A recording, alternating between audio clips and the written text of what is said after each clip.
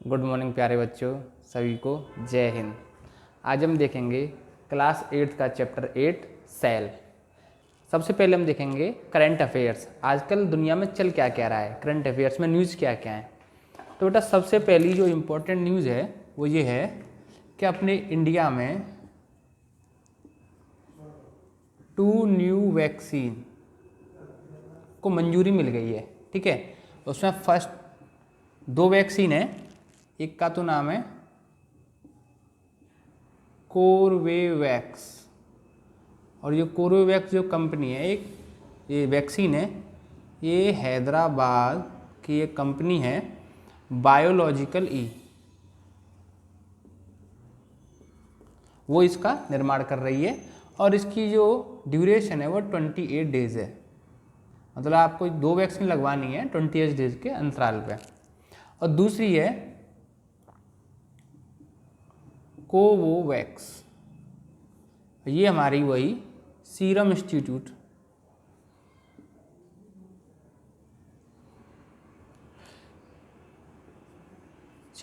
द्वारा बनाई गई है, और इसकी जो ड्यूरेशन है वो 28 डेज है।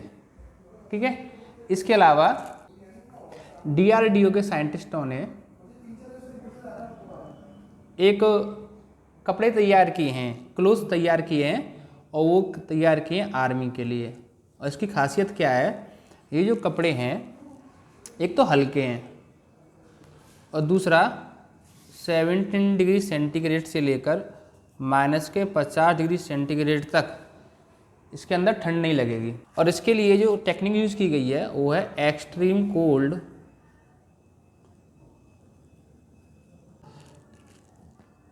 Weather clothing system. और DRDO के जो चेयरमैन हैं सतीश रेड्डी हैं।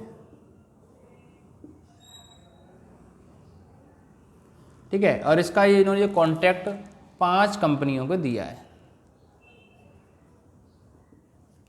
कॉन्ट्रैक्ट दिया है। ये साइंस से रिलेटेड हमारी कुछ जीके थी आज की। इसके अलावा जो इंडियन क्रिकेटर थे सौरव गांगुली, वो कोरोना पॉजिटिव हो गए हैं, जबकि उन्होंने दोनों डोज लगवा रखी थी, दोनों वैक्सीन की उनकी डोज पूरी हो चुकी थी। तो बेटा ये मत समझना कि हमको दोनों डोज लग गई है तो हमको कोरोना अब नहीं होगा। ठीक है, जिनको 2 डोज लग चुकी हैं, ज़्यादातर लोग वही ओमिक्रॉन से संक्रमित हो रहे हैं, और भारत के अंदर ओमिक्रॉन के 698 केसेस हो गए हैं। 22 स्टेट्स में हमारा कोरोना पहुंच चुका है। और दिल्ली के अंदर की न्यूज़ ये है कि दोबारा से स्कूल सिनेमाघर को दोबारा से बंद कर दिया गया है, और लोग अपने घर पर रहकर ही वर्क फ्रॉम होम के लिए भी बोल दिया गया है। मेट्रोज़ में, मेट्रो और सिटी बस में 50% इफिशियंसी कर दी गई है। तो ये हमने आज की कुछ मोटी मोटी न्यूज़ देखी। एक न्यूज़ और है सामने आ रही है कि जो पाकिस्तान है उसमें $1 की कीमत 2018 में 117 रुपये थी, और आज वो कीमत बढ़कर 123 रुपये हो गई है। इसका मतलब पाकिस्तानी रुपए का क्या हुआ है, अवमूल्यन हुआ है। इसका मतलब महंगाई काफ़ी ज़्यादा है। तो ये थी आज की कुछ मुख्य न्यूज़ है। अब हम चलते हैं अपने चैप्टर सेल पर।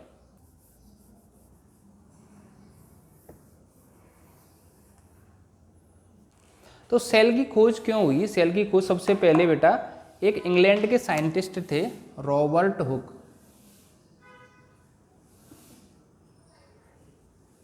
1665 में इन्होंने क्या किया, एक छोटा सा प्रयोग किया। जो हमारे प्लांट होते हैं, ट्रीज़ होते हैं, ठीक है, तो ट्रीज़ के जो स्टेम होता है उसके ऊपर एक खोपटा जैसा रहता है, मतलब उसका कवर रहता है। उस कवर की उन्होंने स्लाइस ली, इसको बोलते हैं कॉर्क।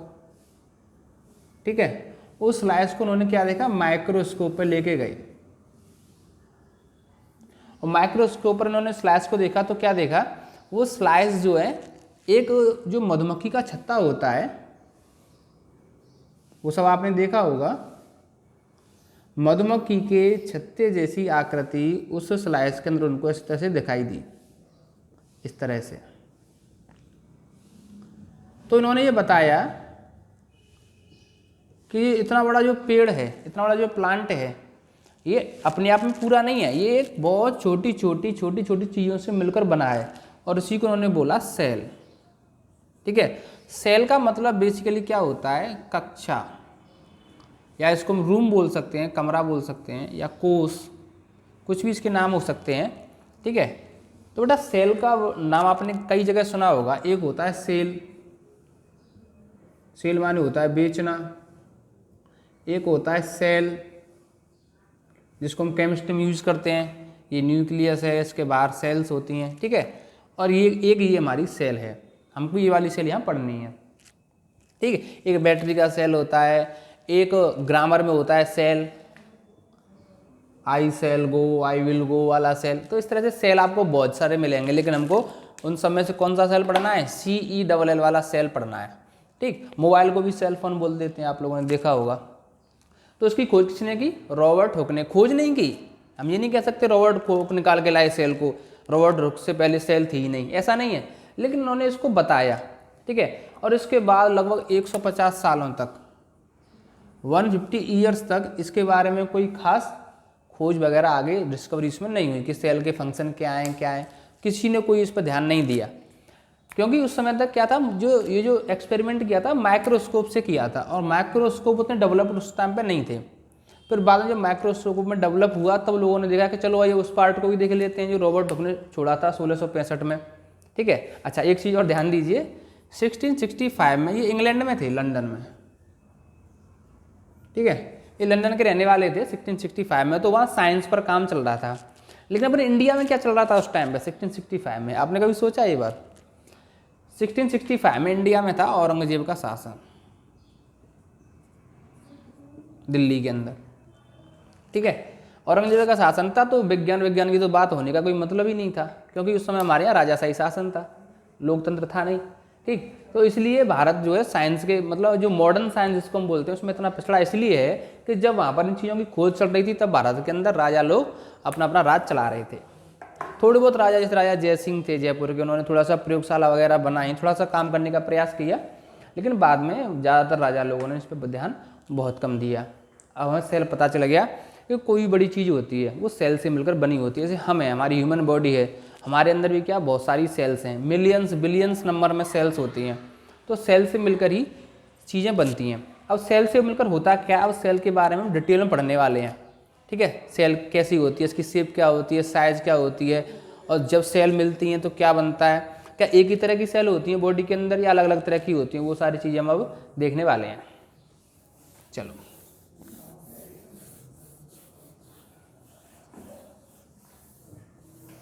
तो बेटा सेल क्या होती है, स्ट्रक्चरल यूनिट होती है।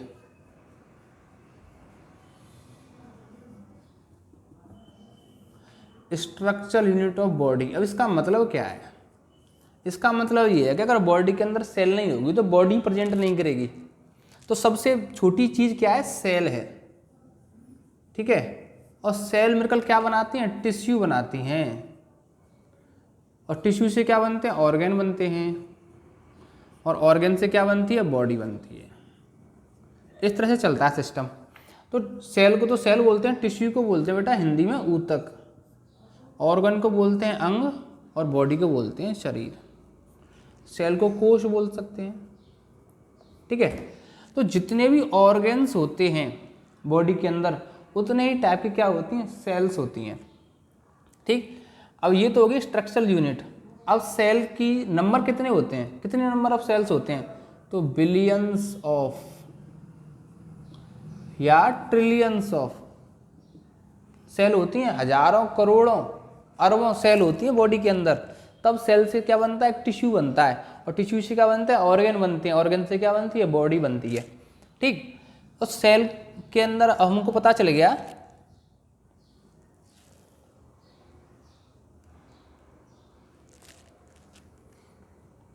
अच्छा, कुछ चीज़ें ऐसी होती हैं जो सिंगल सेल। अब सेल के टाइप क्या होते हैं, बॉडी के टाइप क्या होते हैं, बॉडी के टाइप होते हैं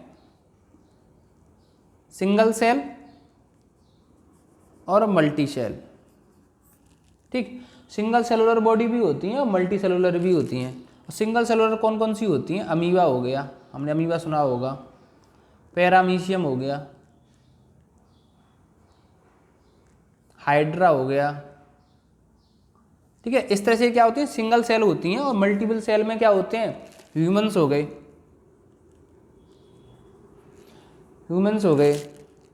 एनिमल्स हो गए, प्लांट्स हो गए, इस तरह से सेल होती हैं। ठीक है, तो ये सिंगल सेल होती हैं। और मल्टीपल सेल में क्या अंतर होता है, कुछ अंतर नहीं होता, बस इसके अंदर ये क्या होता है, बहुत छोटे होते हैं। ये हमको अपनी आंखों से दिखाई नहीं देंगे, इनको देखने के लिए क्या करना पड़ेगा, हमको माइक्रोस्कोप लगाना पड़ेगा। लेकिन कुछ सेल ऐसी भी होती हैं जिनको हम देख सकते हैं, जैसे एग है, हैंस एग है, मुर्गी का अंडा है, वो भी क्या है, सिंगल सेल है और हम उसको आसानी से देख सकते हैं। अब मुर्गी के अंडे को भी आपने बॉईल कर रहे हैं, बॉईल किया होगा, उसके अंदर उसको काट के देखते हैं तो उसके अंदर क्या होता है, एक येलो पार्ट होता है। येलो पार्ट ही क्या है, सेल है। और बाकी का जो बाहर का जो वाइट पार्ट है वो क्या है, उसकी कवरिंग है। ठीक है, इस तरह से। और सबसे बड़ी सेल क्या है, ऑस्ट्रिच एग, शुतुरमुर्ग का अंडा दुनिया की सबसे बड़ी सेल है। ठीक है, तो इस तरह से हमने देखा कि जो बॉडी होती है सिंगल सेलुलर भी होती है, मल्टीपल सेलुलर भी होती हैं। और जो मल्टी सेलुलर होती हैं उनमें क्या होती हैं, डिफरेंट टाइप्स के ऑर्गन्स होते हैं। और जितने टाइप के ऑर्गन्स होंगे उतने टाइप के उसके अंदर सेल मिलेंगी हमको। ठीक है, अभी हम देखते हैं शेप ऑफ द सेल।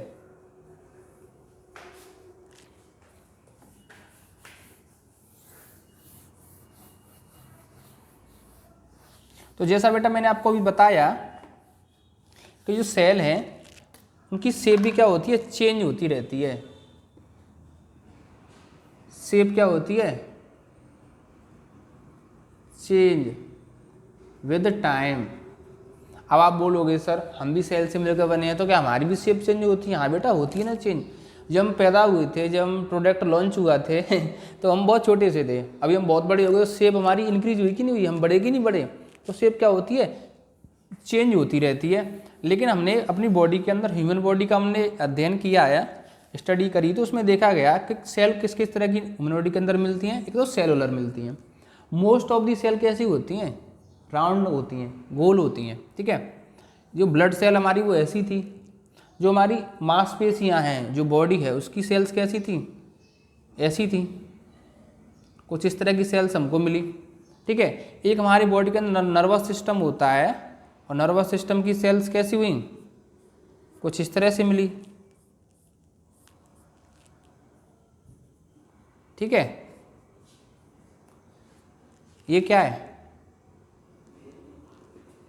तो ये तो हो गई ब्लड सेल्स,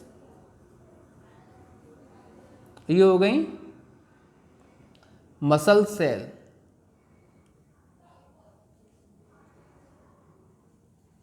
और ये हो गई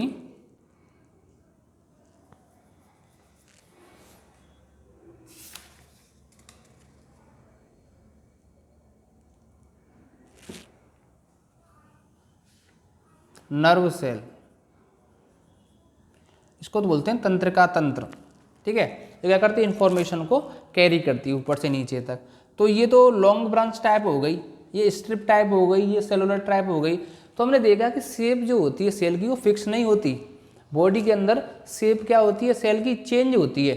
ठीक है, लेकिन ये हम बोल सकते हैं कि किसी एक ऑर्गन के अंदर जो सेल की शेप होगी वो सारी सेम होंगी। जैसे ब्लड की सारी सेल्स इसी तरह की होंगी, मसल्स की सारी सेल्स इसी तरह की होंगी, और जो नर्व सिस्टम है, नर्वस सिस्टम है, उसकी सारी सेल्स इसी तरह की होंगी। तो इस तरह की सेल्स होती हैं। ठीक है, अब बात करते हैं size of the cell. Size of the cell, size क्या होता है बेटा, सेल का बहुत छोटा होता है। ठीक है, मिली या माइक्रोमीटर में होता है। माइक्रो का मतलब होता है 10⁻⁻⁶ मीटर, माने 0.1 माइक्रोमीटर से 0.6 माइक्रोमीटर तक की ज़्यादातर हमारी सेल होती हैं। अब 0.1 माइक्रोमीटर का मतलब क्या हो गया, पॉइंट के बाद 1 2 3 4 5 6 इतना, मतलब 1 मीटर का इतना हिस्सा। ये तो बहुत छोटा हो गया, इसको हम देख ही नहीं पाएंगे अपनी आंखों से, तो इसके लिए माइक्रोस्कोप से हम इसको देखते हैं। बाकी कुछ मैंने आपको पहले बताया था, कुछ सेल के साइज ऐसे होते हैं उनको दिखाई भी देते हैं। जैसे ऑस्ट्रिच का एग है या हेन का एग है, तो ऑस्ट्रिच का जो एग है वो लार्जेस्ट या बोल सकते हैं biggest cell of the world. विश्व की सबसे बड़ी जो सेल है वो ऑस्ट्रिच का एग बेटा होती है। तो हमने देखा कि हमारी जो जीव जगत है उसके अंदर कई तरह के जानवर होते हैं। अच्छा, दूसरी बात, अब आपके दिमाग में एक चीज़ आएगी कि जो हाथी है, और हाथी की जो साइज है वो तो बहुत बड़ा होता है, ह्यूमन का साइज तो छोटा होता है। तो आप ये सोच सकते हो कि सर हाथी की जो सेल होगी वो हाथी की तरह बड़ी होगी, ऐसा नहीं है। ठीक है, तो जो साइज और शेप है वो does not depend on the size of the body. जो सेल की शेप और साइज होती है वो बॉडी के शेप और साइज पर डिपेंड नहीं करती। हो सकता है कि चूहे का जो सेल है वो हाथी के सेल से बड़ा हो। ठीक है, तो इस कन्फ्यूजन में मत रहना कि हाथी बहुत बड़ा है तो उसकी सेल भी बहुत बड़ी बड़ी होंगी, ये कोई बहुत ज़्यादा जरूरी नहीं है। आप इसका स्क्रीनशॉट लीजिए या नोट करना नोट कीजिए, फिर हम चलते हैं आगे। जहाँ डाल डाल पर सोने की चिड़िया करती है बसेरा, वो भारत देश है मेरा, वो भारत देश है मेरा। अभी हम देखेंगे बेटा parts of the cell, parts of the cell. अब सेल, एक तो सेल ही अपने आप में बहुत छोटी हो गई और सेल के भी पार्ट आ गए, ओहो तो सर बहुत खतरनाक स्थिति आ गई। लेकिन क्या करें बेटा, पढ़ना तो है। ठीक है, लेकिन हम आपको ऐसे बताएंगे कि आपको बिल्कुल मज़ा आ जाएगा। ठीक है, तो जो सेल होती है तो सेल बराबर होता है क्या, nucleus plus cytoplasm plus cell membrane. वाह, ये तो फॉर्मूला बन गया मैथ का। सर आपने बायोलॉजी मैथ बना दी। हाँ बेटा, क्या करें, बनाना पड़ता है, समझाने के लिए बनाना पड़ता है। बायोलॉजी में भी मैथ समझाने के लिए बनाना पड़ता है।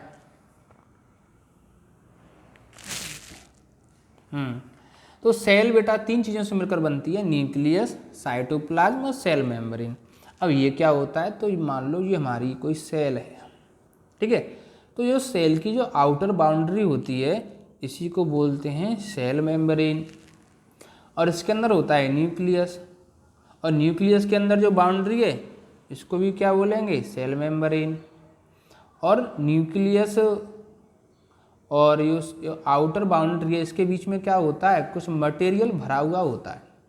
ठीक है, कुछ मटेरियल भरा हुआ होता है, एक जेली टाइप रहता है ये, मतलब गोंद जैसा चिपचिपा।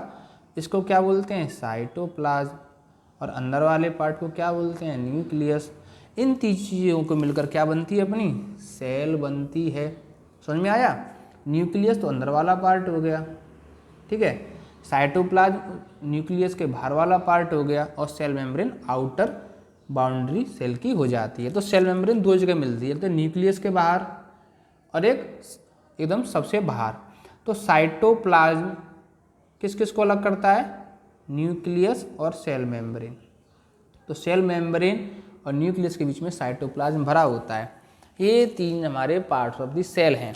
ठीक है, अभी इस न्यूक्लियस के अंदर ही बवंडर है, ये खत्म नहीं होता। न्यूक्लियस के अंदर होते हैं क्रोमोसोम्स, और क्रोमोसोम्स के अंदर होते हैं जीन्स, और जीन्स के अंदर होती है पापा की इन्फॉर्मेशन। ठीक है, जीन के अंदर क्या होती है, इन्फॉर्मेशन ऑफ फादर। ठीक है, और जीन्स का संश्लेषण करके खोज करी थी भारत के एक साइंटिस्ट थे, डॉक्टर हरगोविंद खुराना। इन्होंने जीन्स के संश्लेषण पर डिस्कवरी की थी। तो ये हमारी सेल हो गई। मूल रूप से देखेंगे तो सेल हमारी तीन चीज़ों से मिलकर बनती है, बार बार मैं बता रहा हूँ आपको, न्यूक्लियस, साइटोप्लाज्म और cell membrane. Cell membrane outer boundary होती है और ये बाउंड्री फिक्स नहीं होती। अभी हम इसको प्रेस करेंगे, इधर से दबाएंगे, फोर्स लगाएंगे तो इसकी शेप जो इस तरह से हो जाएगी। ठीक है, ये फ्लेक्सिबल होती है। ठीक है, ये सेल कैसी रहती है, फ्लेक्सिबल होती है।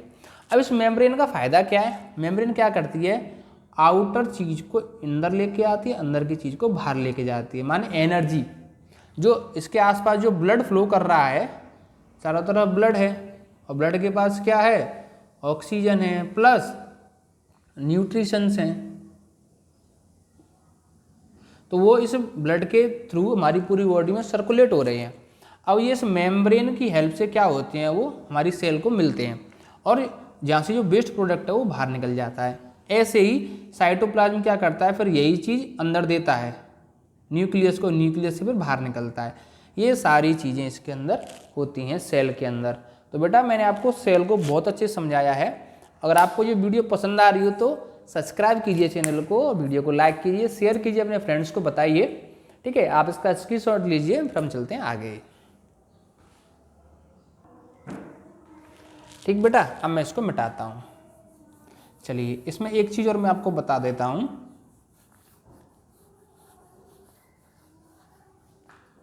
कि ये न्यूक्लियस और साइटोप्लाज्म, इन दोनों को मिलाकर बनता है प्रोटोप्लाज्म।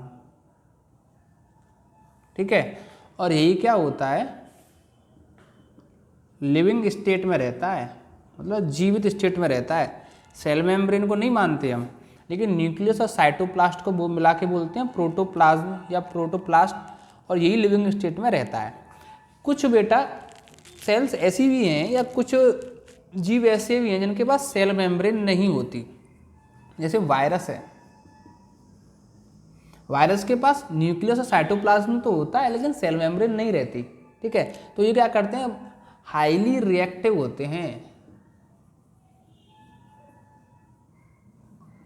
ठीक है, इनके पास क्या होता है, सेल मेम्ब्रेन नहीं होती है, और ऐसी चीज़ों को बोलते हैं प्रोकार्योटिक सेल।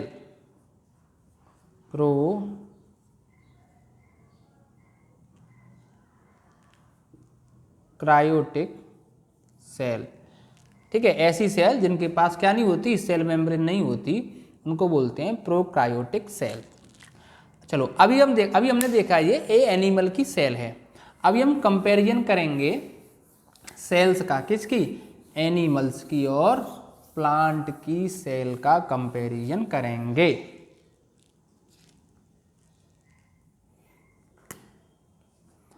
Animal, plant. ठीक है, तो देखो एनिमल की सेल के अंदर क्या क्या होता है हमने अभी देखा। चलो इधर देख लेते हैं हम, क्या पार्ट, प्लांट सेल और एनिमल सेल और प्लांट सेल। पार्ट की बात करते हैं, न्यूक्लियस। यहीं पर आपको प्लांट सेल भी साथ साथ समझा दूंगा मैं। ठीक है, न्यूक्लियस एनिमल सेल के अंदर होता है और प्लांट सेल के अंदर भी होता है। प्लांट सेल का स्ट्रक्चर बेटा कुछ इस तरह से रहता है, कुछ इस तरह से प्लांट सेल हमारी रहती है। ठीक है, यहाँ पर इसमें एक वॉक्यूल होता है। ठीक, यहीं पर इसका क्या होता है, न्यूक्लियस होता है, और बाकी की चीज़ें इसके ऐसे रहती हैं। ठीक, प्लांट सेल के पास जो एक्स्ट्रा चीज होती है वो होती है बेटा सेल वॉल। ये है सेल वॉल, ये एनिमल के अंदर नहीं पाई जाती। अगर एनिमल के अंदर सेल वॉल पाई जा रही होती तो हम प्लांट की तरह ही टाइट होती हमारी बॉडी, फिर हम नागिन डांस नहीं कर पाते। ठीक है, नागिन डांस हम क्यों कर पाते हैं, क्योंकि हमारी जो सेल है, जो बेसिक स्ट्रक्चर है वो लचीला है, वो अपनी शेप को चेंज कर सकता है, वो बड़ा भी हो सकता है, छोटा भी हो सकता है। ऐसे मैंने अपनी खाल को यहाँ खींचा तो मेरी सेल्स खिंच रही हैं, तभी तो मेरी खाल यहाँ बढ़ रही है।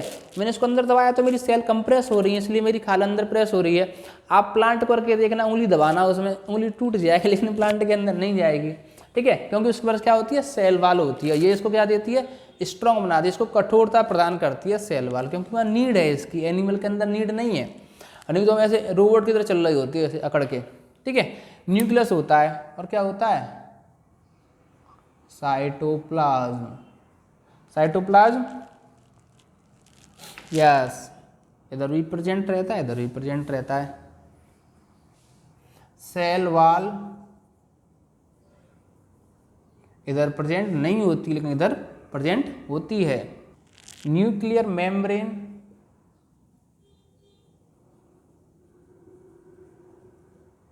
यस, इधर भी होती है और इधर भी होती है। प्लास्टिड,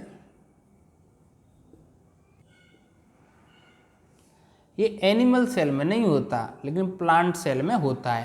अब ये प्लास्टिड क्या होता है, ठीक है, हमारी लीफ होती है, पत्ती होती है, तो पत्ती का रंग जो, पत्ती का जो कलर होता है, लीफ का जो कलर होता है वो प्लास्टिड की वजह से रहता है। और प्लास्टिड क्या, इसके अंदर क्या रहता है, कलर वाले डॉट्स रहते हैं, वो कलर वाले डॉट्स को क्या बोलते हैं, प्लास्टिड बोलते हैं, और उस कलर डॉट को बोलते हैं क्लोरोप्लास्ट।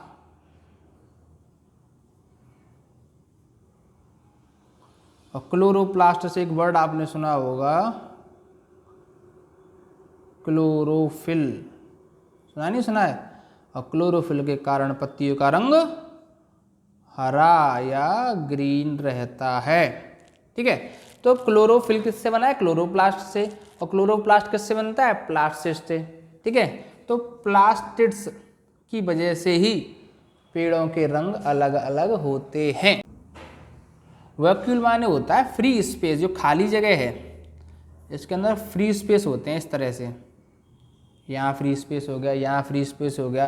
तो ये एनिमल सेल के अंदर भी होते हैं और प्लांट सेल के अंदर भी होते हैं।